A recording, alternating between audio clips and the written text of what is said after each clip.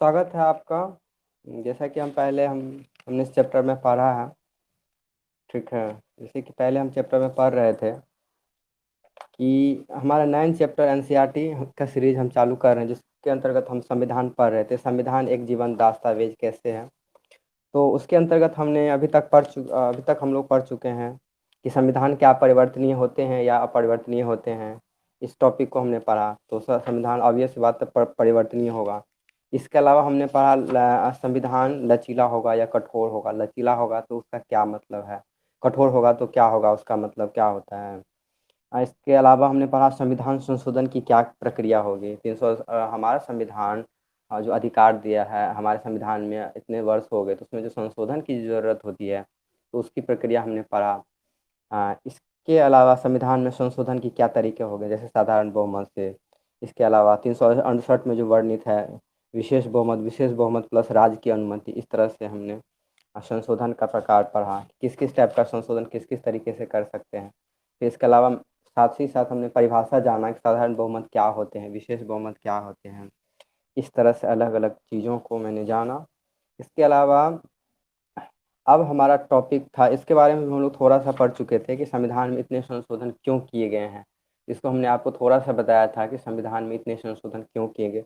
थोड़ा सा ब्रीफ में इसको लेके चलते हैं और इसमें जो काम की चीज़ें हैं, आज ये चैप्टर ख़त्म हो जाएगा तो इसको आप ध्यान से समझेंगे और इसके बाद इसको पढ़ने का प्रयास करेंगे और कोशिश करेंगे कि इसके संबंधी आपको क्वेश्चन भी देखने का प्रयास करेंगे। हालांकि इन सारे चैप्टर को हम फिर से पढ़ाएंगे। ये चैप्टर ये जो चैप्टर है 9, ये संविधान का मूल बातें हैं, कुछ इंपॉर्टेंट बातें हैं जो आपको बार बार पढ़ने के लिए मिलेगी। इसलिए मैंने आपको पहले इसको थोड़ा सा ब्रीफ आइडिया दे दिया है कि ताकि आप थोड़ा सा संविधान के बारे में समझें। चूँकि मैंने पहला चैप्टर संविधान पढ़ाया था, इसीलिए कोशिश की थी कि इसके साथ साथ ये थोड़ी सी समझ आपको डेवलप हो जाए, ताकि आप आगे पढ़ेंगे तो आपको थोड़ा सा अच्छा लगेगा, थोड़ा सा आइडिया होगा अच्छा संविधान क्या है हमारा। इससे थोड़ा सा आप जाके उसके प्रति फैमिलियर रहेंगे, फैमिलियर हो कि नहीं संविधान ये कैसे है, क्या कैसे है। इसलिए चलिए, तो अब क्या है हमारा आज का टॉपिक है कि संविधान में इतने संशोधन क्यों किए गए हैं। तो स्वाभाविक बात है, इसके मोटा मोटे 3 कारण हैं।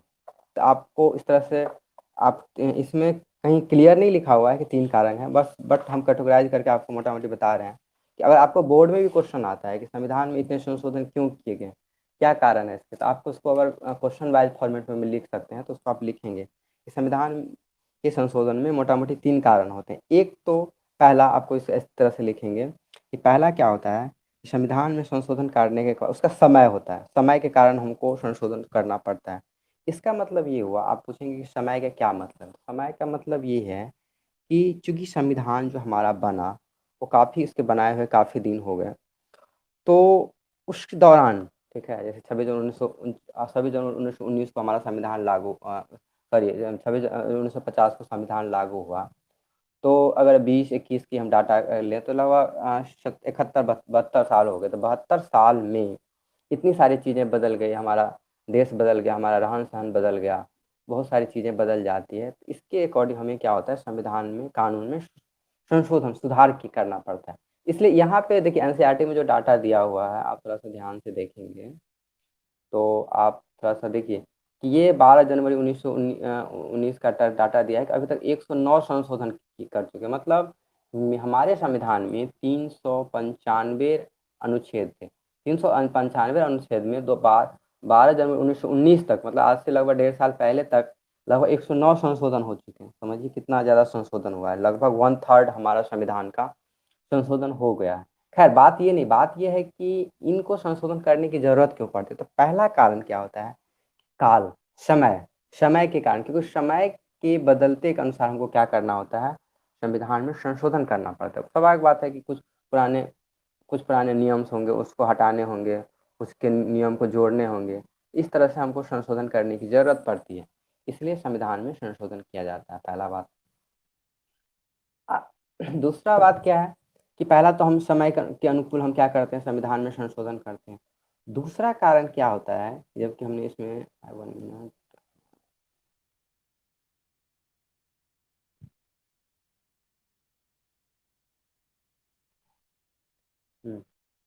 दूसरा समय, दूसरा क्या होता है कि पॉलिटिकल पार्टी, राजनीतिक दल का, उसमें राजनीतिक दल का इन्फ्लुएंस, माने उसकी जो राजनीतिक दल का जो अपना पहचान होता है उस पे भी वो डिपेंड करता है। तो उसका आप सिंपल सा लिखेंगे राजनीतिक दल। तो उसको अगर पॉइंट में बनाना है तो पहला आप लिखेंगे कि समय के अनुसार संविधान में बदल, तो समय के अनुसार कानून में परिवर्तन।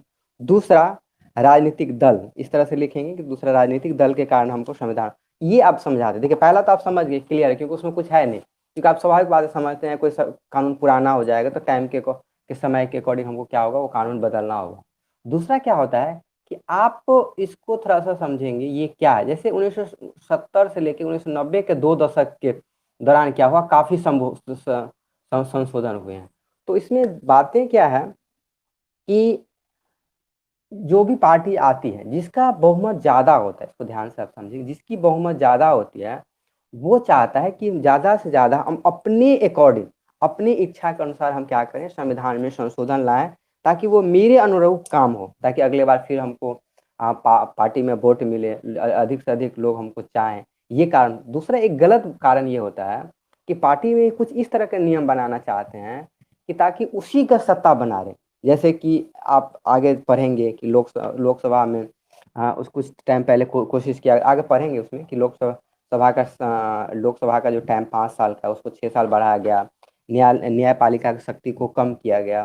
तो आप अगर अब ये सब चीज़ें नहीं समझते, ध्यान से पढ़ेंगे और समझ में, जैसे कि न्यायपालिका शक्ति बढ़ाना, जैसे कि हमारे संविधान में क्या है कि तीनों जो है कार्यपालिका, विधायिका और न्यायपालिका का अलग अलग जो है ये शक्ति का विभाजन किया गया है। तो उसमें क्या होता है कि हम जिसका क्या होता है कि संविधान को, कानून को बनाकर चाहते हैं कि उसके शक्ति को कम कर दें। तो इस तरह की चीज़ें कब देखी जाती है, जब कोई राजनीतिक दल, इसमें आप पढ़ेंगे कि दशक में किस तरह से जो है परिवर्तन हुआ। देखिए ये ग्राफ के माध्यम से समझाया गया है, तो आप ग्राफ को थोड़ा सा पढ़ेंगे।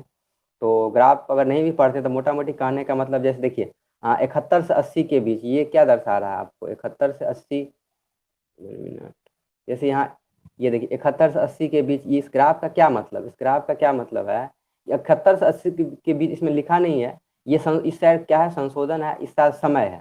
मतलब 1951 से 60, 1961 से इस तरह से 1970, 71 इस तरह से आपको दिया गया है। देखिए तो आप जैसे देखिए यहाँ 70, 71 में कितने हैं आपको, लगभग 20, ये ज़्यादा है, मतलब लगभग 22, ये यहाँ पे ये डाटा है, ये लगभग 22 संशोधन किए गए।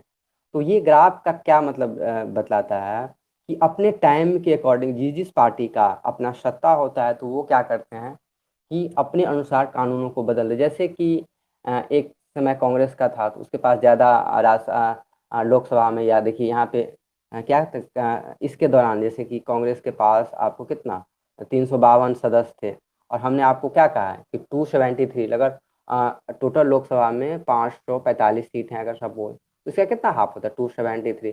अगर आपके पास 273 लगभग सीट है तो आप क्या कर सकते हैं, लगभग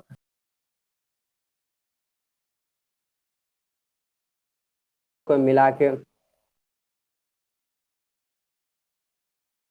तो इस तरीके से क्या होता है कि संविधान में जो है बदलाव ला के हम काम कर सकते हैं। क्योंकि अगर हमारे पास सदस्य ज़्यादा है तो हम कोई भी कानून को चाहे तो हम बदल सकते हैं, सिंपल सा नियम है, ये इसका रूल होता है। अब चलिए, तो इसके अकॉर्डिंग तो ये हमारा क्या है, तो हम क्या देखते हैं कि हमेशा संविधान के संशोधन हो या हमारे कानून में जो बदलाव हो, वो राजनीतिक पार्टी, इसको ध्यान से समझे, राजनीतिक पार्टी का जो इन्फ्लुएंस होता है, उसकी जो उसका जो सीट होता है उसके ऊपर भी डिपेंड करता है।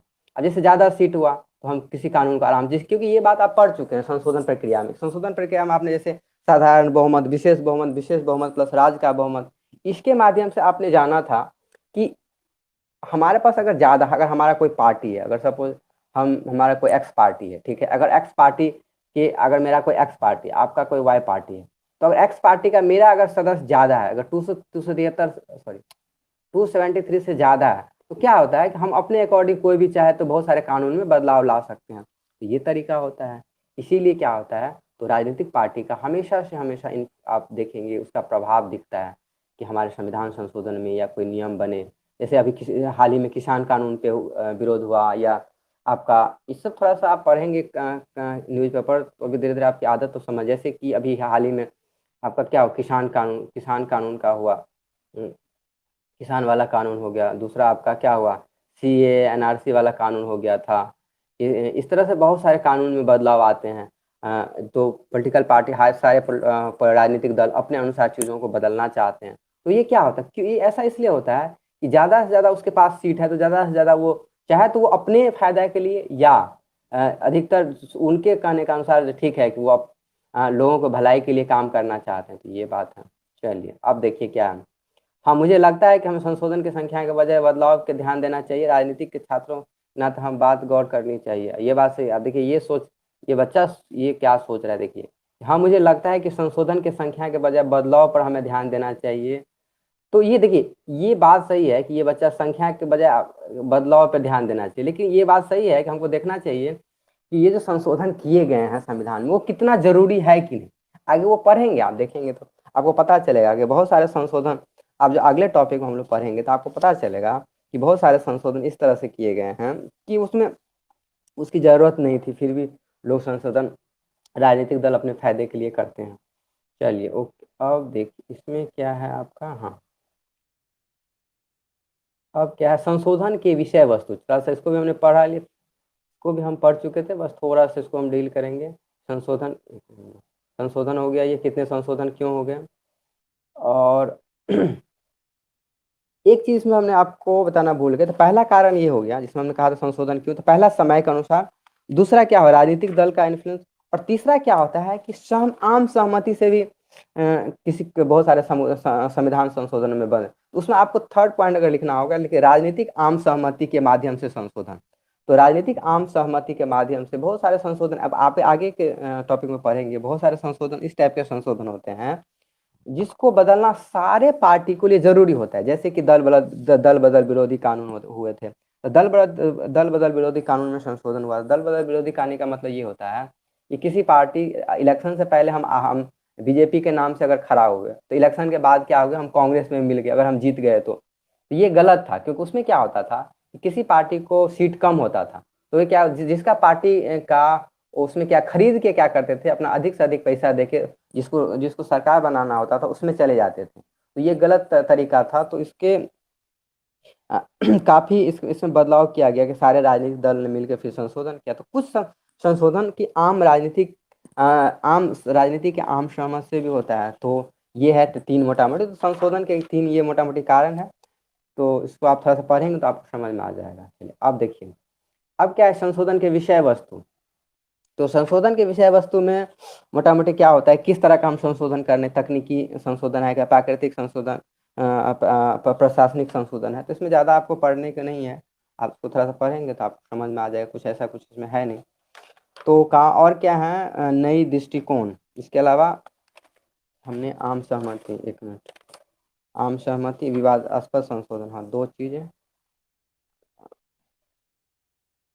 इसके अलावा देखिए इसमें विभिन्न दृष्टिकोण, अब क्या है, अब जैसे देखिए व्याख्याएं के विभिन्न दृष्टिकोण, व्याख्याएं के विभिन्न दृष्टिकोण का क्या मतलब हुआ कि अब जैसे संशोधन हुआ, ठीक है, कि हमारे कानून में संशोधन हुआ या हमारे संविधान में, देखिए व्याख्या को लेकर आप देखिए यहाँ समझिए आप, संविधान में व्याख्या को लेकर न्यायपालिका और सरकार के बीच अक्सर मतभेद पैदा होते हैं। संविधान में अनेक संशोधन इन्हीं मतभेदों को उपज के रूप में देखे जाते हैं।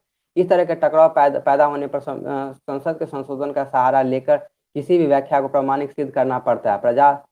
अब देखिए प्रजातंत्र में विभिन्न संस्थाएं संविधान अपनी शक्तियों को अपने अपने तरीका से व्याख्या करती है। यह लोकतांत्रिक व्यवस्था के एक अहम लक्षण है। कई बार संसद इन न्यायिक व्याख्याओं को सहमत नहीं होता और उसे न्यायपालिका को नियम को नियंत्रित करने के लिए संविधान का संशोधन करना पड़ता है। 1970-75 के दौरान अनेक ऐसी परिस्थिति आई जैसे न्यायपालिका तथा अधिकारों के संबंधित अध्यायों में आप संसद और न्यायपालिका के बीच होने वाले विवाद के बारे में पहले ही पढ़ चुके। देखिए मोटा मोटी ये कहना कि ये देखिए आप उसको थोड़ा सा ध्यान से पढ़ेंगे तो आप बहुत सारी चीज़ आपके लिए नया होगा, लेकिन आप इसके टॉपिक का सीधा सा कहने का मतलब क्या है कि जब संविधान में, क्योंकि संविधान का भाषा काफ़ी क्लिष्ट है, क्लिष्ट मतलब आसान नहीं है, कठिन है। तो इसमें क्या होता है कि अलग-अलग संस्थाएँ जो हमारे जैसे संसद है, संसद में हमारा विधायिका है, या कार्यपालिका है, स्पेशली विधायिका जो कानून बनाती है, उसके बीच और जो हमारा न्यायालय है, देखिए हमारा न्यायालय के बीच और हमारा जो अधिकारों जैसे न्यायालय और संसद के बीच क्या होता है, आपस में टकराव हो जाता है। टकराव का कहने का मतलब ये, उसके कहने का मतलब हम बड़े हैं, संसद कहेगा हम बड़े हैं, न्यायपालिका कहेगा हम बड़े। न्यायपालिका मतलब हुआ कोर्ट हुआ, और संसद का मतलब जो वहाँ नेता लोग बैठते हैं। सिंपल भाषा में आप समझिए, न्यायपालिका का मतलब कोर्ट, ठीक है, सुप्रीम कोर्ट, हाई कोर्ट, और संसद का मतलब क्या होता है कि हमारे सांसद, नेता लोग, सिंपल भाषा में। तो नेता का कहने का मतलब हम बड़े हैं, और न्यायपालिका का कहने का मतलब हम जज, हम बड़े हैं। तो इस कंडीशन में क्या होता है कि हमारे संविधान में सबका अपना अपना शक्ति बांटा हुआ है, शक्तियों का विभाजन किया गया है। शक्तियों का क्या किया गया है, विभाजन किया गया है। शक्तियों को अलग अलग, न्यायपालिका की अलग शक्ति है, इसके बाद संसद की अलग शक्ति को बीच में बांटा गया। मगर बहुत सारे केस में क्या होता है, उसको पता नहीं चलता है कि किसके पावर, किस सेंस में किसको कितना पावर है। इसमें इसमें क्या होता है, जनरली जिसके पार्टी का ज़्यादा बहुमत होता है, तो वो क्या करते हैं कि अपने अनुसार बहुत सारी चीज़ों को बदल देते हैं। अब बदलना चाहते हैं कि हमको इस तरह से हमको काम करना है, ठीक है। इसी के में क्या हुआ कि न्यायपालिका, उसमें फिर उनके पास अधिकार होता है कि उसको हम हस्तक्षेप करें। हस्तक्षेप करने का मतलब, अगर आप एक्स्ट्रा किसी कानून में बदलाव चाहते हैं, बदलाव चाहते हैं, तो उसको ये नहीं कि आप पूरा का पूरा उस कानून को बदल देंगे, ऐसा नहीं हो, उसके पास अधिकार होता है। ठीक है, आप कोई प्रॉब्लम है तो उसको सुधार सकते हैं। उसको जैसे कि मौलिक आप आगे पढ़ेंगे आगे के चैप्टरों में कि जैसे मौलिक अधिकार में परिवर्तन किया गया। इसके बाद आपातकाल के दौरान बहुत सारे कानून को बदला गया। आपातकाल इंदिरा गांधी के टाइम में लगा था आपातकाल, उसके दौरान बहुत सारे कानूनों को बदला गया कार्यपालिका के द्वारा। तो इसमें इसी से धीरे धीरे आप पढ़ेंगे आगे कि संविधान के मूल सिद्धांत का विकास हुआ, संविधान का मूल संरचना का विकास हुआ। संविधान का आगे एक दो टॉपिक आप पढ़ेंगे कि संविधान के मूल संरचना का विकास कैसे। तो न्यायपालिका ने धीरे धीरे धीरे आपको यही बोले, संसद को कहा कि नहीं, आप जो है संविधान को तो बदल सकते हैं, लेकिन आप ऐसा नहीं है कि पूरा पूरा आप संविधान को ही बदल सकते हैं। ठीक है, आप उसमें कुछ चीजें गलत लगती है तो आप उसको बदल सकते हैं, ना कि आप पूरे के पूरे संविधान को ही बदल सकते हैं। तो ये आगे हम चैप्टर बढ़े तो इसमें क्या देखिए, इसलिए आपको सिंपल में भाषा में समझें तो संविधान में किसी भी चीज को व्याख्या करने का अधिकार हमारे न्यायपालिका को है। हमारे न्यायपालिका ही उस चीजों को व्याख्या कर सकती है। तो आप सिंपल भाषा में समझें तो क्या होता है, देखिए हमारे संविधान में न्यायपालिका को किसी भी चीज को व्याख्या करने का अधिकार है कि इस कानून का क्या अर्थ होता है, और संसद को उसमें उसके कानून को में बदलने का अधिकार है, उसको हम लोग कैसे बदल सकते हैं। तो इसमें इसमें आगे पढ़ेंगे आपको कि इसमें बीच हमेशा टकराव होता है कि न्यायपालिका बड़ा कि संसद बड़ा।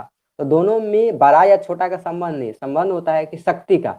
अगर अगर संसद में किसी भी पार्टी का बहुमत ज्यादा होता है तो वो ज्यादा शक्तिशाली अपने आप को महसूस करते हैं, तो वो टाइम टाइम के अकॉर्डिंग न्यायालय को नीचे रखना चाहते हैं। बट तो ये एक कंडीशन है, बस उसका कोई और मतलब नहीं है। बस मतलब इतना है कि न्यायपालिका के पास अधिकार होता है व्याख्या करने के लिए, और संसद के पास अधिकार होता है किसी भी कानून को बदलने के लिए। तो और इस चलिए ठीक है। अब देखिए इसके अलावा नेक्स्ट टॉपिक में आप पढ़ेंगे कि देखिए देखिए आप राजनीतिक के आम सहमति के मन हम आपको बोले थे ना, देखिए कि संशोधन में जो वहाँ जो तीसरा टॉपिक पढ़े थे वहाँ पे पिछले टॉपिक में कि संशोधन क्यों, तो संशोधन में एक कारण ये भी है कि राजनीतिक के आम सहमति के माध्यम से भी संशोधन होता है। क्या होता है, राजनीतिक के आम संशोधन के माध्यम से भी, जिसमें आप आगे पढ़ेंगे कि देखिए दल बदल विरोध कानून, थोड़ा उथल पुथल, राजनीतिक उथल पुथल होगा, जिसमें क्या जिसमें आपको दल बदल विरोधी कानून के संबंध में हुआ, या आपको वोटिंग के अधिकार जो है 18 से 21 साल। तो देखिए अब देखिए एक सवाल यहाँ से पूछता है कि क्या हमारे संविधान में, ध्यान से सुनिएगा, इस तरह के क्वेश्चन हमेशा आपको कॉम्पिटिटिव एग्जाम में पूछते हैं, जैसे दरोगा हो गया या पुलिस का हो गया या बीपीएससी के संबंध में, क्या हमारे संविधान में, ओरिजिनल संविधान में 18 वर्ष था वोटिंग का अधिकार, था या नहीं था। तो हम इसका उत्तर ये है कि नहीं, हमारे संविधान, ओरिजिनल संविधान में 18 वर्ष हमारे वोट देने का अधिकार नहीं था, उसको 21 रखा गया था। क्या रखा गया था, 21 साल। उसको क्या किया गया, इसमें संशोधन करके क्या काल को 61वां ये भी क्वेश्चन पूछता है केमा संशोधन में इसको ठीक किया गया। 61वां संविधान संशोधन में इसको संशोधन किया गया और इसको 18 साल के वो क्या किया गया, सॉरी 21 को 18 में बदला गया। तो यानी अब जो हमारे पास जो वोटिंग का या हमारे पास वोटर कार्ड रखने का आधार जो 18 साल है, उसको बदल 21 साल से बदल के 18 साल किया गया। इसके अलावा देखिए दल बदल विरोधी कानून, ये हम आपको थोड़ा इसके बारे में चर्चा की। दल बदल विरोधी कानून ये होता है कि अगर कोई पार्टी है, सब समझिए ध्यान से, इसको एक बार और समझिए थोड़ा सा, ये क्या है कि दल बदल विरोध कानून, ये कंफ्यूजन हो जाता है, इसलिए आप थोड़ा सा इसको ध्यान से समझेंगे कि आखिर ये दल बदल विरोधी कानून क्या है। एक, ठीक है, एक कोई एक्स पार्टी है, ठीक है, एक कोई वाई पार्टी है, ठीक है। अगर इलेक्शन से पहले, समझिए इसको ध्यान से समझ, इलेक्शन से पहले एक्स पार्टी मान लिया जाए, कोई बीजेपी है या कांग्रेस है, कुछ भी आप नाम रख सकते हैं इसको, अगर मान लिया बीजेपी नाम रख देते हैं, ठीक है, तो आपको थोड़ा सा आसान होगा। ठीक, 1 मिनट, आइए कांग्रेस का पार्टी है। अब क्या है कि इलेक्शन से पहले, सॉरी इलेक्शन से पहले, सुनिए ध्यान से, इलेक्शन से पहले क्या हुआ कि बहुत सारे नेताओं ने इसके साथ, बीजेपी के साथ क्या हुआ कि इसके साथ इलेक्शन लड़े। इसमें बहुत सारे, अगर मान लिया 300 सपोज,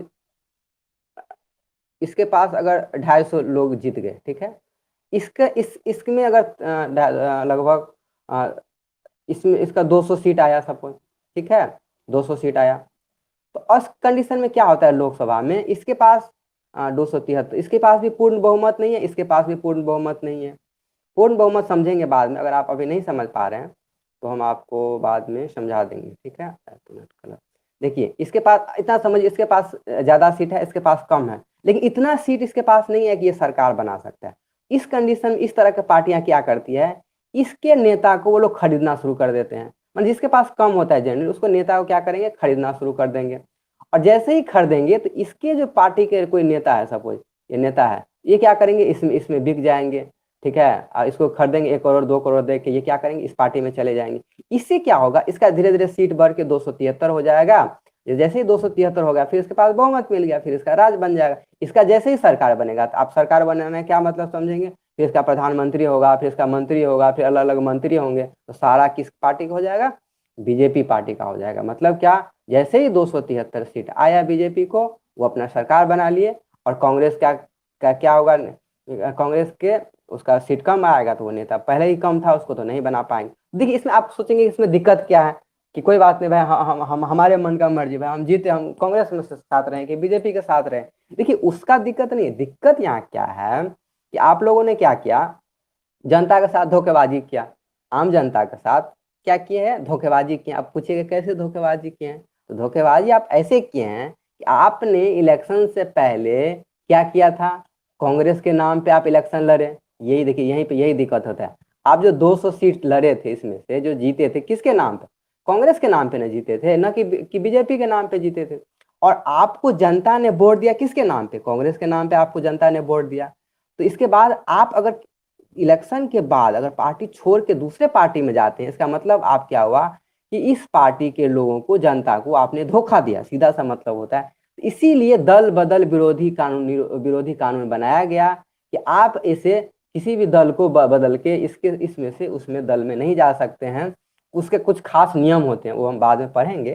कि अब सिंपल सा भाषा में समझिए कि आप अचानक जो है एक दल को, यानी कांग्रेस को छोड़ के बीजेपी को, या बीजेपी को छोड़ के आप कांग्रेस में नहीं जा सकते हैं। तो यही है दल बदल विरोध कानून। तो उसमें क्या है, इसका मेन थीम क्या है, दल बदल विरोध कानून का विरोध के कारण का सबसे बड़ा कारण क्या है, इसमें इसमें क्या होता है, दल बदल विरोध कानून का सबसे निगेटिव पॉइंट क्या होता है कि आप जनता के भावनाओं को ठेस पहुंचा रहे हैं। जनता को मानी मेरे भावनाओं, आम जो लोग है उसके भावनाओं को ठेस, हमने आपको वोट दिया कांग्रेस समझ के, आप चले गए बीजेपी में, तो इसका मतलब आप गलत कर। ये क्या हुआ था, ये आज से लगभग 20-25 साल पहले, काफी, ये लगभग 1993, एक मिनट, 1984, हाँ 84, या शायद मुझे याद नहीं आया एग्जैक्ट डेट।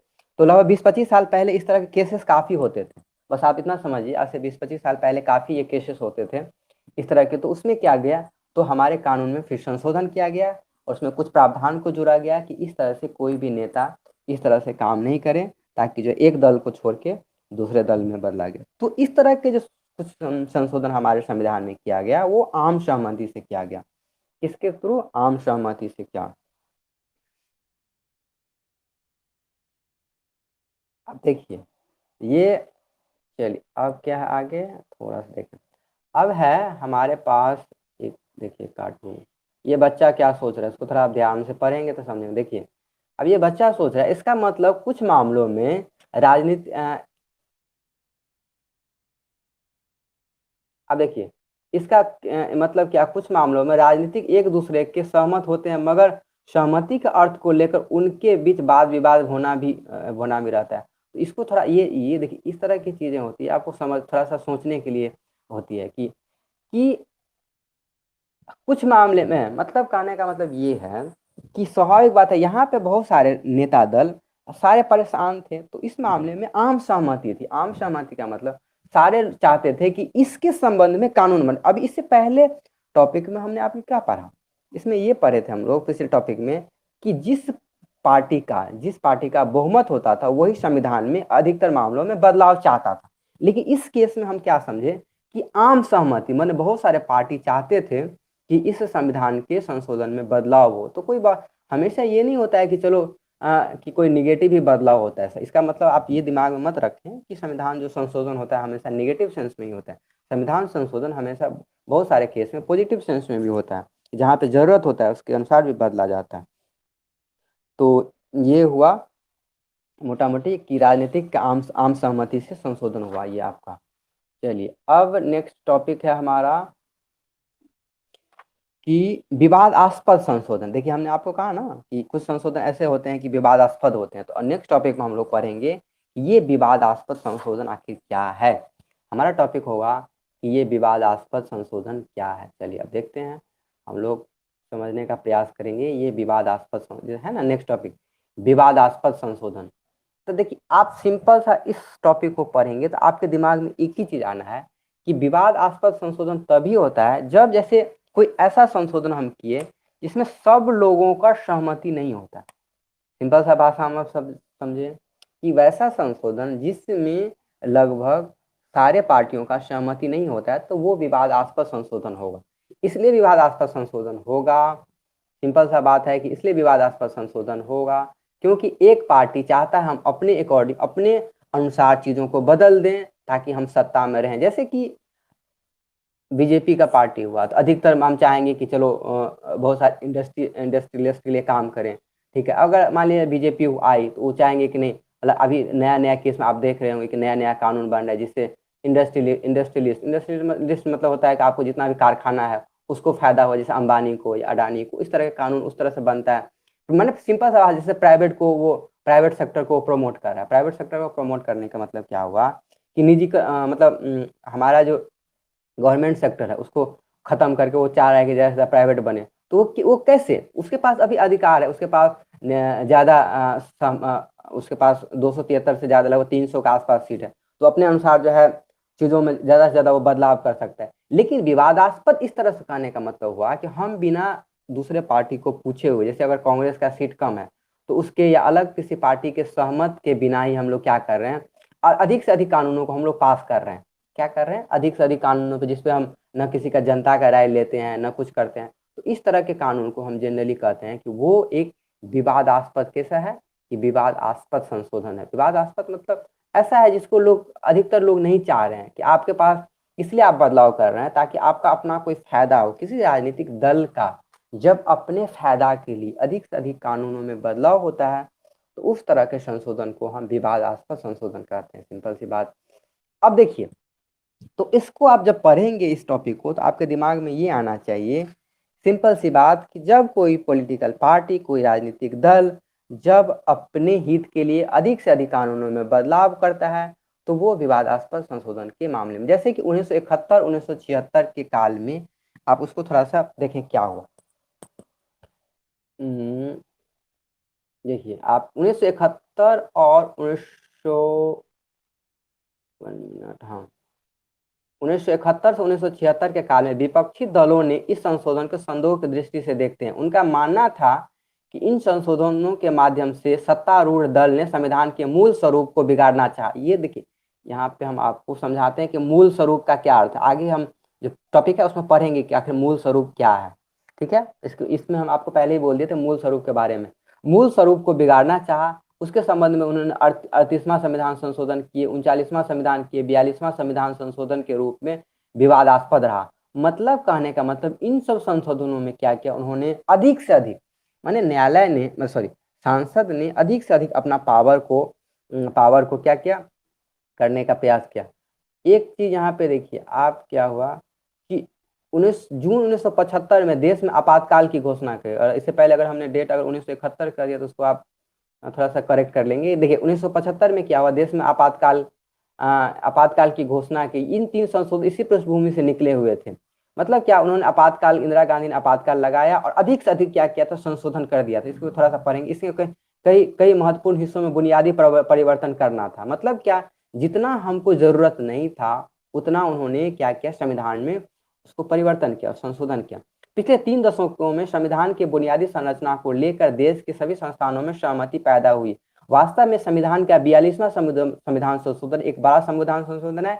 इसमें संविधान के गहरे स्तर पर को प्रभावित किया। एक प्रकार से यह सर्वोच्च न्यायालय द्वारा केशवानंद मामले में, इसको समझाएंगे ये केशवानंद मामला क्या है। केशवानंद मामले में दिए गए निर्णयों को भी चुनौती दी। यहाँ तक इसके तहत लोकसभा के अवधि को 5 वर्ष, यहाँ देखिए ये हम टिक करना है, लोकसभा की अवधि को 5 वर्ष से 6 वर्ष कर दिया गया। इसके अलावा हम केशवानंद मामला भी आपको समझाते हैं क्या है कि 5 वर्ष से 6 वर्ष कर दिया। अपने मूल कर्तव्यों के बारे में अवश्य पढ़ा होगा। देखिए मूल कर्तव्य, यहाँ पे कर्तव्यों के बारे में संविधान संशोधन में जोड़ा गया मूल कर्तव्य। 42वां संविधान न्यायालय के समीक्षा की शक्तियों को भी प्रतिबंध लगाया गया। देखिए ये सब अभी जो हम जिस चीज को टिक किए काफी, खास 42वां संविधान संशोधन काफी इंपोर्टेंट है। इसके अलावा जैसे केशवानंद मामला क्या है, इसको भी आपको समझना होगा। इसके अलावा लोकसभा को बढ़ाकर 5 सभा कर दिया। इसका न्यायालय की समीक्षा क्या है, ये थोड़ा सा हम लोग थोड़ा सा भी समझने का प्रयास करेंगे अलग अलग टॉपिक में। तो इसको थोड़ा सा आप गौर से समझेंगे ये चीजें क्या है। तो थोड़ा और देख लेते हैं इसमें और क्या है। और 42वां संशोधन न्यायालय की समीक्षा शक्तियों को प्रतिबंध लगाएगा। यह कहा जाता है कि संशोधन के द्वारा संविधान के बड़े मौलिक हिस्सों को नए लिखा जाता है। प्रस्तावना, इसके अलावा हाँ प्रस्तावना को भी जोड़ेगा। प्रस्तावना के बारे में हम लोग पढ़ेंगे प्रस्तावना क्या। प्रस्तावना को 7वीं अनुसूची में कुछ शब्द को जोड़ा गया, प्रस्तावना को के बारे में जोड़ा गया। 7वीं 53 अनुच्छेद परिवर्तन किए गए। यह एक संशोधन संसद के पास किए गए। विरोधी दल के बहुत से सांसद जेल में थे। पृष्ठभूमि 1977 के चुनाव हुए और देखिए इसके पृष्ठभूमि 1977 में चुनाव हुआ और कांग्रेस हार गई। मतलब आज के पीछे हम कारण भी समझाएंगे कैसे क्या हुआ। कांग्रेस क्या हुआ, हार गई और सरकार ने विरोधाभासी संशोधन में पुनः विचार करना और 38वें 39वें और 42वें संविधान संशोधन में परिवर्तन किया और उनमें अधिकांश 43वें 44 संशोधन के निरस्त कर दिया गया।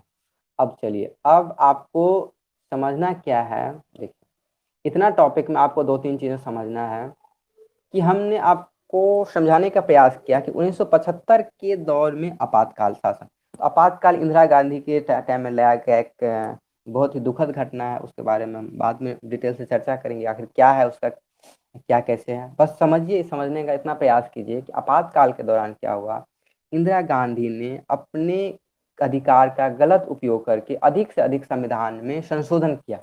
उन्होंने क्या किया, जैसे आज बीजेपी अधिक से अधिक संशोधन करना चाह रही, ऐसे उन्होंने क्या किया, खासकर उस टाइम में 42वां संविधान संशोधन काफी इंपोर्टेंट था। काफी उसमें 42वां संविधान संशोधन इसलिए चर्चा में है क्योंकि ये ऐसा संविधान संशोधन है, इसको मिनी कॉन्स्टिट्यूशन मतलब एक छोटा संविधान ही कहते, इतना ज्यादा इसमें संशोधन किया गया था। इसमें जैसे कि देश को लेकर संविधान 42 इस प्रकार सर्वोच्च न्यायालय द्वारा केशवानंद मामले में चुनौती देगी। देखिए एक चीज और अभी 2-3 जगह आप पढ़ेंगे इस किताब में कि केशवानंद मामला क्या था, गोलकनाथ मामला क्या था।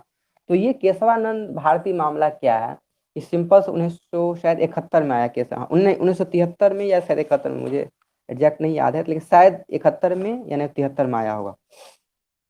तो हम इसको अगर दोबारा कल स्पष्ट कर देंगे, शायद 71 या 73 में केशवानंद मामला क्या था कि ये मामला का क्या अर्थ होता है हम समझाते हैं कि जैसे कि हमको कोई प्रॉब्लम है, संविधान में किसी चीज का दिक्कत है, तो हम क्या करेंगे, सीधा सुप्रीम कोर्ट में अपील करेंगे, मतलब सर्वोच्च न्यायालय में क्या करेंगे, अपील करेंगे जाके और बोलेंगे सर देखिए कि इस तरह का प्रॉब्लम है कि संविधान में जैसे बार बार परिवर्तन हो रहे हैं तो ये नहीं होना चाहिए, ठीक है।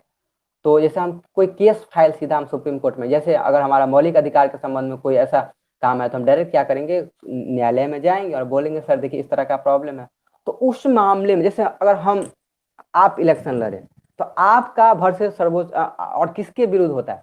तो इसलिए इसमें केशवानंद वर्सेस जैसे कि आपको सेंट्रल गवर्नमेंट यानी केंद्र सरकार के मामले हुआ, तो इसके लिए टर्म अच्छा शब्द क्या चुना जाता है? केशवानंद मामला। केशवानंद वर्सेस मतलब केशवानंद और, एक मिनट, केशवानंद मामला और केंद्र सरकार का मामला, मतलब दोनों के बीच मामला हुआ। जैसे आपके बीच और आपके पड़ोसी के बीच हुआ, तो क्या कहेंगे कि सुप्रीम कोर्ट तो उसमें फैसला सुनाएगी, लेकिन उस केस का नाम होता है कि केशवानंद मामला और केंद्र सरकार का मामला।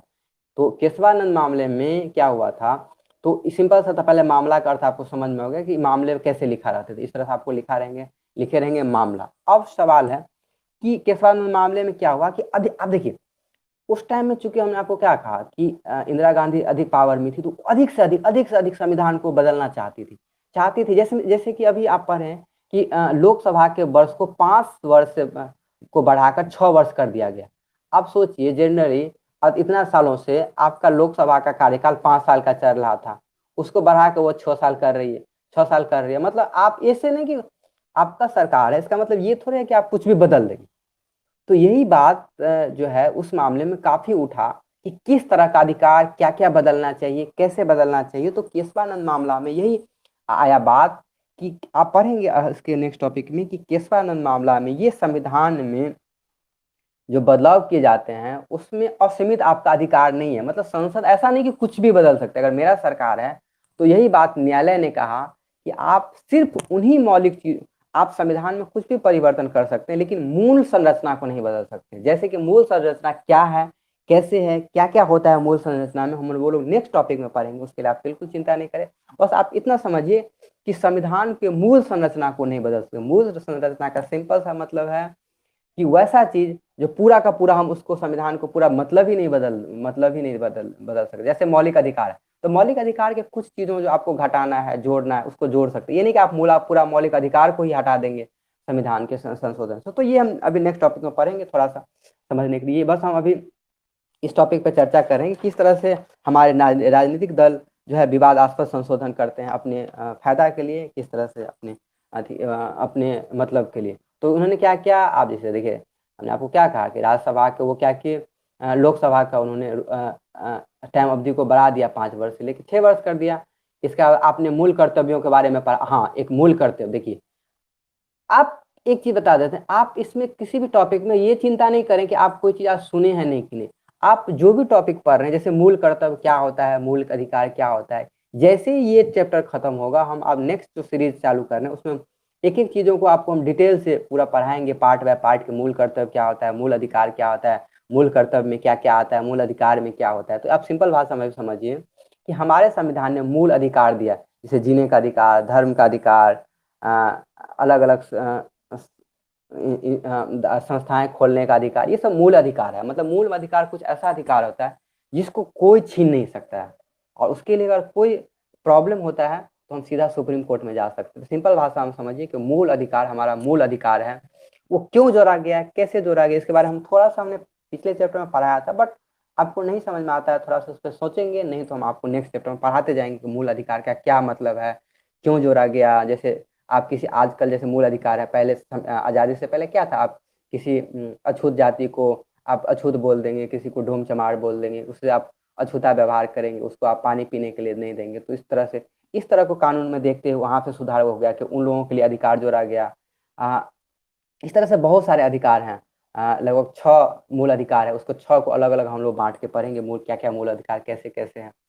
इसके अलावा देखिए, तो मूल अधिकार को तो जोड़ा, उसके बाद इंदिरा गांधी ने क्या कहा, उसके पार्टी ने क्या किया, मूल अधिकार है हमारे संविधान में, तो मूल कर्तव्य भी होना चाहिए। समझिए, मूल अधिकार का क्या मतलब होता है कि हमारा मूल कर्तव्य भी, कर्तव्य मतलब हमारा क्या माने अधिकार तो हमको मिला है, इसके अलावा हमारा कुछ काम भी होना चाहिए राष्ट्र के प्रति। उसी में जैसे उन्होंने जोड़ा था कि हमारा झंडा का रिस्पेक्ट करना चाहिए। तो बहुत सारा है, उसमें 11 को है मूल कर्तव्य, उसको हम बताएंगे उस टाइम में। झंडा का रेस्पेक्ट करना चाहिए, हमारे राष्ट्रीय गान को रेस्पेक्ट करना चाहिए, हमारे जितने शहीद हुए हैं सैनिक, उसको आप उसको आपको इज्जत करना होगा, हमारे देश को इज्जत करना होगा। आप सिंपल भाषा में समझिए, तो हमारे देश के जो भी प्रतीक मेन चीजें हैं उसको आपको इज्जत करनी होगी, उसको याद करना होगा। मतलब ये मूल कर्तव्य है हमारा कुछ चीज़ें को, और हमारे संविधान ने हमारे हमको कुछ अधिकार दिए हैं, तो हमारा भी कुछ दायित्व होता है, उसका आदर करें, उसका सम्मान करें, इसीलिए ये मूल कर्तव्य। तो ये कुछ चीज़ें सही भी थी। ठीक है, अब देखिए आगे पढ़ें। इसके अलावा 42वां संविधान संशोधन में उन्होंने न्यायालय की समीक्षा, न्यायपालिका के समीक्षा और शक्तियों पर प्रतिबंध लगाता है। तो न्यायपालिकाओं के के शक्तियों पर प्रतिबंध लगाता है 42वां संविधान। आप न्यायपालिका की समीक्षा मतलब ये समझिए, ये थोड़ा सा ये टर्म आपके लिए, ये सब नया टर्म होगा, अब इसको सब बाद में पढ़ेंगे, बट अभी थोड़ा सा इस पर समझ लेते हैं कि न्यायपालिका की समीक्षा का क्या अर्थ होता है। देखिए, कोई भी कानून, अगर कोई चीज लिखा हुआ है सिंपल सा हमारे संविधान में, तो उसको एक्सप्लेन करने का, उसका क्या एग्जैक्ट मतलब है, उसको बताने का अधिकार किसके पास है? न्यायपालिका के पास है। किसके पास है? न्यायपालिका। न्यायपालिका का क्या मतलब हुआ? सुप्रीम कोर्ट या हाई कोर्ट। ठीक है, सुप्रीम कोर्ट या हाई कोर्ट के पास क्या है? अधिकार है। उसके अंदर और भी कोर्ट आते हैं, तो ये मत आप समझिए कि न्यायपालिका मतलब सिंपल सा कि संविधान को एक्सप्लेन का अधिकार करने का मेन अधिकार सुप्रीम कोर्ट के, इसलिए बार बार हम सुप्रीम कोर्ट यानी उच्चतम न्यायालय की बार बार हम चर्चा इसलिए करते हैं क्योंकि इसका बार बार चर्चा होता है। तो अब क्या है, देखिए समझिए, बात समझने का प्रयास कीजिए कि 42वां संविधान संशोधन में न्यायपालिका के समीक्षा के शक्तियों पर प्रतिबंध लगाया। मतलब इसमें उन्होंने क्या किया, कुछ कानून को बदल के उन्होंने ये कहा कि नहीं, न्यायपालिका को ये अधिकार नहीं दिया जाता है।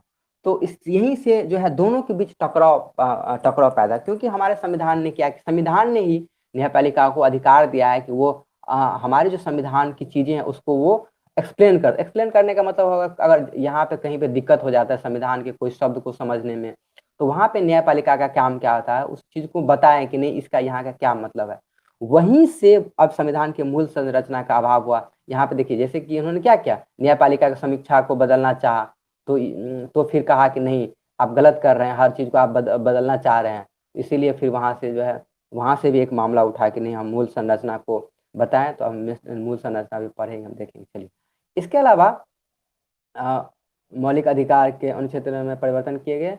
1970 में चुनाव, देखिए इसके कारण इसका परिणाम क्या हुआ। देखिए, आपने अधिक से ज्यादा नियम लगा, तो 1977 में क्या हुआ, फिर से चुनाव हुआ और सत्ताधारी कांग्रेस हार गई और नया संविधान लागू हो गया।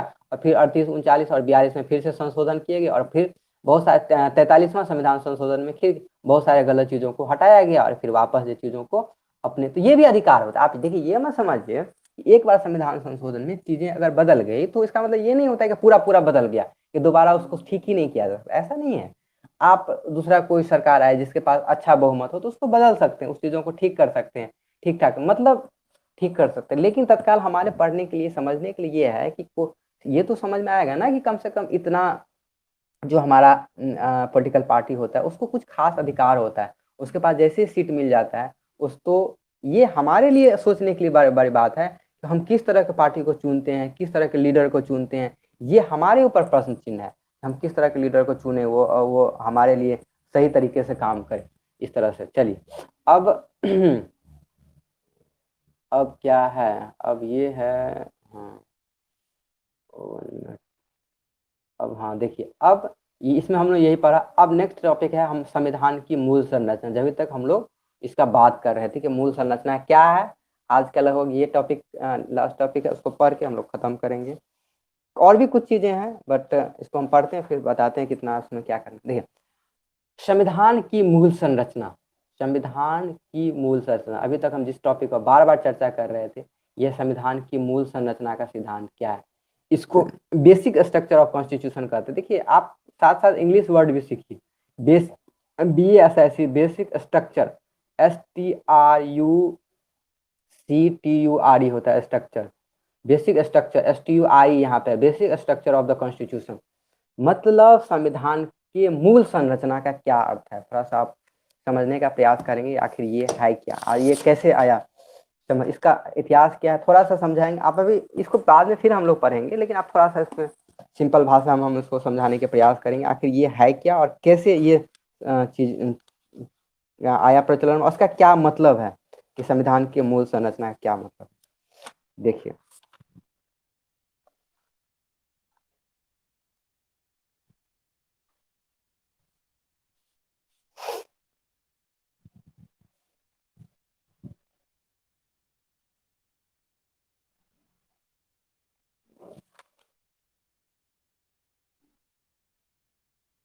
अब क्या है, इसको थोड़ा सा इसमें देखिए, जिस पर बहुत प्रभावित हुआ है संविधान की मूल संरचना।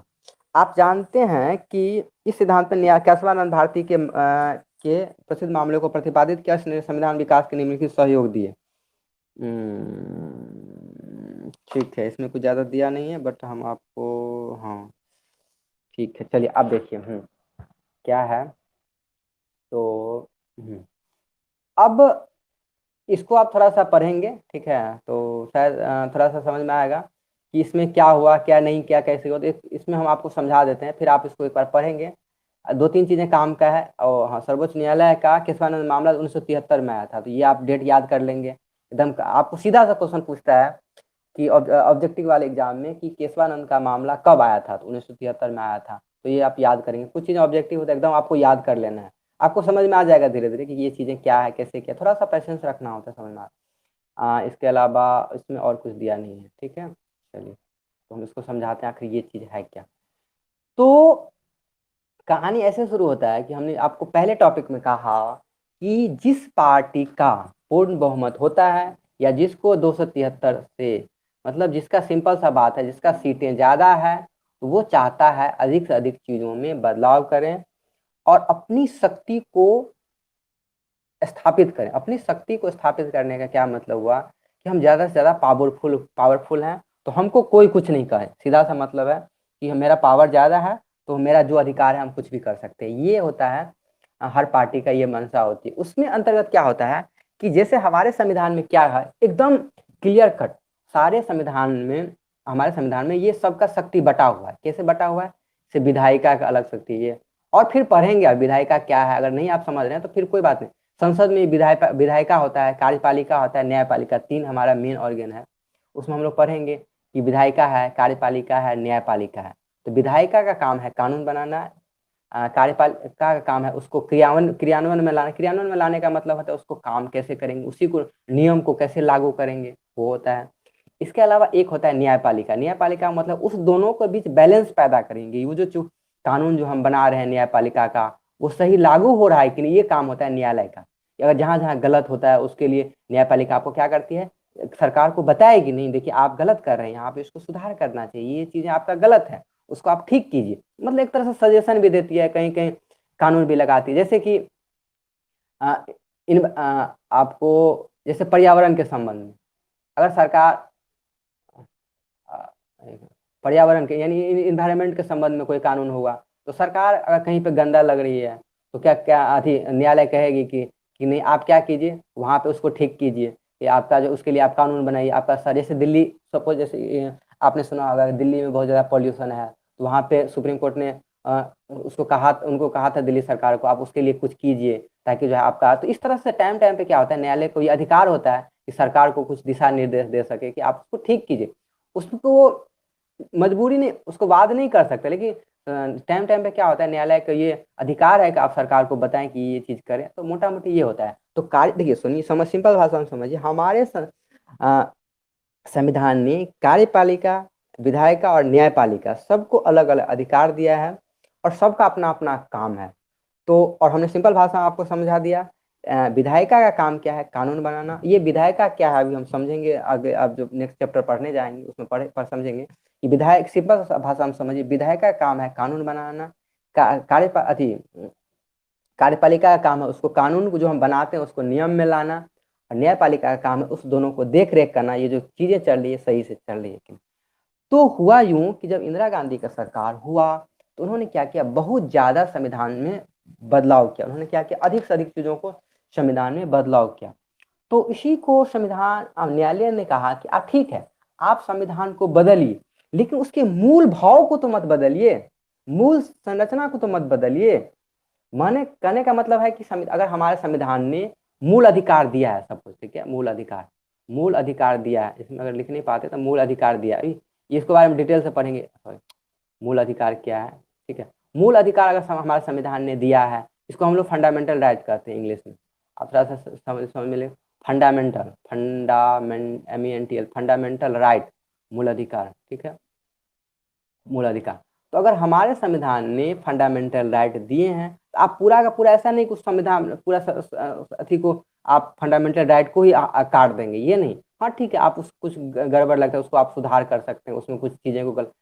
तो इसीलिए क्या हुआ, उस टाइम में काफ़ी बदलाव आया। तो न्यायालय ने कहा कि उन्होंने मूल संरचना का सिद्धांत दिया। मूल संरचना का सिद्धांत का क्या अर्थ होता है कि आप बदल सो सकते हैं लेकिन कुछ चीज़ों को नहीं बदल सकते। जैसे कि संविधान की सर्वोच्चता, आप को हम अलग से देखते हैं, नोट दे देंगे, आज लोड कर देंगे, तो आप नोट सेक्शन में जाइएगा और इसको याद कर लीजिएगा कुछ चीज़ों को। जैसे कि संविधान की सर्वोच्चता उसकी इस किताब में नहीं दिया हुआ है, बट आप ये इसका यही मतलब होता है। जैसे सर्वा, और एक चीज़ और बताएं कि कहीं पे भी न्यायालय ने ये स्पष्ट नहीं कहा है कि ये चीज़ें मूल सर्वोच्च मूल संरचना के सिद्धांत में। ये क्या होता है कि धीरे धीरे दिन प्रतिदिन संविधान के अलग अलग न्यायालय ने अलग अलग जो अपना केस सुना है, उसमें मोटा मोटी ये पता चलता है कि ये मूल संरचना के अंतर्गत आता है। यह एक चीज और क्वेश्चन पूछता है, आप समझ लीजिए, हम ये इसलिए चर्चा कर रहे हैं कि ये हमारा जितना भी कॉम्पिटिटिव एग्जाम होगा, ये आपके बोर्ड में पूछेगा कि जो मूल संरचना का सिद्धांत है, समझिए कि मूल संरचना का सिद्धांत क्या हमारे संविधान में है कि नहीं, क्या हमारे संविधान में है कि नहीं, इस बात को समझिए। ये क्वेश्चन आएगा, क्या मूल संरचना का सिद्धांत हमारे संविधान में है कि नहीं। तो मूल संरचना का सिद्धांत हमारे संविधान में कहीं इसका चर्चा नहीं किया गया कि अलग से ये कानून होगा इसके संबंध, ऐसा नहीं। ये दिन प्रतिदिन जो पार्टियां ने गलत स्टेप लिया कि जबरदस्ती संविधान को बदलना चाह, इसलिए न्यायालय ने इसको एक क्या हुआ कि न्यायालय ने धीरे धीरे अपना एक क्या कि न्यायालय एक विकसित कर लिया कि नहीं, कुछ चीजों को उन्होंने जोड़ दिया धीरे धीरे कि आप इसको नहीं बदल सकते हैं, इन चीजों को नहीं बदल सकते हैं। तो ये देखिए लिखा है ना, इस निर्णय के द्वारा संसद के संविधान के संशोधन की शक्तियों को सीमाओं को निर्धारित करता है। ये आपको याद रखने वाली पॉइंट है। इसके अलावा ये संविधान के किसी भी सभी भाग को संपूर्ण संशोधन, देखिए ये समझ यहाँ लिखा हुआ ना, संपूर्ण संशोधन निर्धारित सीमाओं के अंदर ही अनुमति देता है। मतलब बेसिक करने का मतलब यही दो चीजें काम का। इसका मतलब ये नहीं कि आप कुछ भी बदल सकते हैं संविधान में। तो मूल संरचना के अंतर्गत जैसे कुछ बातें हम आपको बता देते ताकि आपको समझना आसान होगा, कि जैसे कि संविधान की सर्वोच्चता। संविधान की सर्वोच्चता के क्या मतलब होता है कि हमारे जो संविधान बना है, आप ये नहीं कि पूरा का पूरा संविधान ही आप बदल दीजिए। तो पहला बात मूल सिद्धांत में यह है कि संविधान का जो मेन बातें हैं, संविधान की जो सर्वोच्चता है वो बनी रहनी चाहिए। संविधान में जैसे धर्मनिरपेक्ष चरित्र मतलब होता है कि हमारा संविधान किसी भी खास धर्म को स्वीकार नहीं करता है। इसका मतलब ये नहीं कि हम किसी धर्म को स्वीकार करने लगेंगे कि नहीं, हाँ 2 साल के बाद कहेंगे कि नहीं हमारा राष्ट्र हिंदू बहुल राष्ट्र है, तो हम हिंदू, हमारा देश हिंदुओं का सर। अगर आप नहीं समझते हैं, अगर नहीं जानते, तो एक बात समझ लीजिए कि हमारा देश धर्म निरपेक्ष है, इसीलिए हमारे देश में हिंदू है, मुस्लिम है, सिख है, ईसाई है, और किसी भी विशेष धर्म के लिए हमारा संविधान कोई खास कानून नहीं बनाएगी। मतलब जनरल रूप से हमारा संविधान में ये नहीं लिखा गया कि आप हिंदू हैं तो हिंदू के लिए मंदिर बनाएंगे। ये सब आप मूल अधिकार में पढ़ेंगे ये बात। तो हमारा जैसे कि संविधान में धर्मनिरपेक्ष चरित्र है। धर्मनिरपेक्ष का क्या मतलब हुआ कि हम किसी भी धर्म को प्रमोट नहीं करेंगे कि भाई हिंदू, हाँ अगर हमारे यहाँ हिंदू ज्यादा है तो हम बोलेंगे नहीं हम हिंदू को करेंगे। इसके अलावा न्यायिक समीक्षा, इसके अलावा संसदीय प्रणाली, जैसे संसदीय प्रणाली हमारे यहाँ संसद है, तो संसद को ये नहीं कि हम संसद को काट कूट के हम राजा ले आएंगे कि नहीं हम राजा का या आर्मी का शासन करेंगे। राजा का शासन में यही होता था सारे, कोई नियम नहीं कि राजा का ही ऑल इन ऑल शासन होगा। तो कुछ बातें धीरे धीरे आपको समझ में आएगी कि मूल संरचना का सीधा सा अर्थ है कि हम संविधान में नियम को बदल सकते हैं, कानून को बदल सकते हैं, कुछ चीजों को बदल सकते हैं, लेकिन ये नहीं कि उसका मूल अर्थ को ही बदल देंगे। कि जैसे कि हमारा संविधान धर्मनिरपेक्ष है। धर्मनिरपेक्ष का मतलब कि कोई विशेष धर्म को अधिकार नहीं देता है कि ये धर्म के लिए विशेष कानून बना ये करेगा। तो आप कहेंगे कि नहीं आप हिंदू बहुल है तो हम इसको हिंदू राष्ट्र घोषित कर देते हैं, ऐसा नहीं कर सकते हैं। ये संविधान की मूल संरचना में यही चीजें लिखी गई है, ये सब चीजें। तो चलिए, तो ये सब मोटी मोटी बातें हैं जो काफी इस किताब में जो लिखी गई, ये सब बहुत सारी चीजें नहीं लिखी गई है, बट आप समझेंगे। हाँ, तो केशवानंद, आप इसमें 2-3 चीजें आई कानून में। तो केशवानंद का मामला है, जैसे कि इससे पहले गोलकनाथ मामला आया था 1967 में। अगर गोलकनाथ मामला अगर आगे पढ़ेंगे तो कोई बात नहीं, अगर आप नहीं पढ़ते हैं तो आप यहाँ पे याद करके लिख लीजिए कि गोलकनाथ मामला था। ये क्या है मामला, कैसे है, आप बाद में पढ़ने को। तो 1967 में आया था गोलकनाथ मामला। तो गोलकनाथ मामले में क्या हुआ, तो सर्वोच्च न्यायालय ने क्या कहा था कि 24वां संविधान संशोधन में उन्होंने कहा था कि संविधान इसके पास अधिकार है कि मौलिक अधिकार के संबंध में या कोई चेंज करने का अधिकार है। उन्होंने संसद को बहुत ज्यादा अधिकार, उन्होंने सीधा सा बात समझ ली, संसद को बहुत सारे अधिकार है बदलाव करने। लेकिन इसी सब मामला को होते होते देखा है कि न्यायालय के बहुत ज़्यादा गड़बड़ हो रहा है, तो 1973 में उन्होंने क्या कहा, केशवानंद मामला में उन्होंने क्या किया, गोलकनाथ मामले को करके और उन्होंने स्पष्ट कर दिया कि आप संविधान में बदलाव कर सकते हैं, लेकिन मूल संरचना को नहीं बदलना चाहिए। तो आपको याद करने के लिए काम का क्या चीज़ है, 1971 का। अगर गोलकनाथ मामला पूछ देता है तो कोई बात नहीं, लेकिन सबसे इंपॉर्टेंट ये मामला है 1971 का, जिसको केशवानंद का मामला कहते हैं, जो मूल संरचना से के संबंध में है। तो सीधा संबंध, इस तरह से भी क्वेश्चन आता है कि कौन सा मामला मूल संरचना के संबंध में है, तो आप कहेंगे वो केशवानंद का मामला, केशवानंद भारती कहीं कहीं लिखा रहता है, केशवानंद का भारती का मामला मूल संरचना के संबंध में है। तो ये चीजें हैं इसमें पढ़ने के लिए। चलिए और कुछ है, हाँ चलिए ये तो समझ में आ गया मूल संरचना। चलिए अब तो हम मूल संरचना का आपको आज लिस्ट दे देंगे शाम में, और बाकी इसमें कुछ ज्यादा नहीं पढ़ना, आपको किताब में उतना दिया भी नहीं है, ठीक है। ठीक है, और नहीं, और कुछ ऐसा कुछ नहीं है इसमें। जो आप किताब पढ़ेंगे, अगर आपको समझ में नहीं आएगा तो आप नेक्स्ट दिन पूछ लेंगे, कोई दिक्कत नहीं है। इसके लिए आज वैसे फ्राइडे है, को कल हम कोशिश करेंगे संभव हो तो क्वेश्चन लोड करने का। नहीं तो इसमें देखिए कुछ चीज़ें और है, जैसे कि संविधान एक जीवन दस्तावेज है, इसके बारे में उन्होंने पहले ही आपको बता दिए हैं। न्यायालय का योगदान क्या है, राजनीति की परिपक्वता की, इसमें जो भी चीज़ें हैं लगभग हमने आपको क्लियर पढ़ा दिया है। तो आप ये मत समझिए कि 2 टॉपिक छूट गया, मतलब ये मत समझें कि हमने आपको नहीं पढ़ा है, लगभग चीज़ें हमने आपको एक्सप्लेन कर दिया है। तो आपका काम क्या है, आप खुद से चैप्टर 9 पढ़ेंगे, अब अच्छे से 2-3 बार पढ़ेंगे, तब आपको जाकर समझ में आएगा। कोई प्रॉब्लम होगा तो आप पूछेंगे, क्योंकि आपको नेक्स्ट क्लास होगा मंडे को नया तरीका से हम क्लास को लेंगे, शुरुआत करेंगे और बताएंगे कि आप नए तरीके से कैसे आप आर्टिकल वाइज, मतलब अनुच्छेद वाइज कैसे हम चीज़ों को पढ़ेंगे और कैसे उसको जानेंगे कि आखिर हमारा संविधान क्या है और कैसे हमारे इधर संविधान लिखा गया, उसी तरीके से पढ़ेंगे। और साथ ही साथ उसमें हम आपको एनसीईआरटी का भी काम देंगे कि आपको साथ साथ क्या करना है, एनसीईआरटी में कौन सा सेक्शन आपको पढ़ना है उसको मिला के वो भी आपको देते जाएंगे। आपका काम क्या है, बस जो होमवर्क मिलता है उसको पढ़ते जाएं।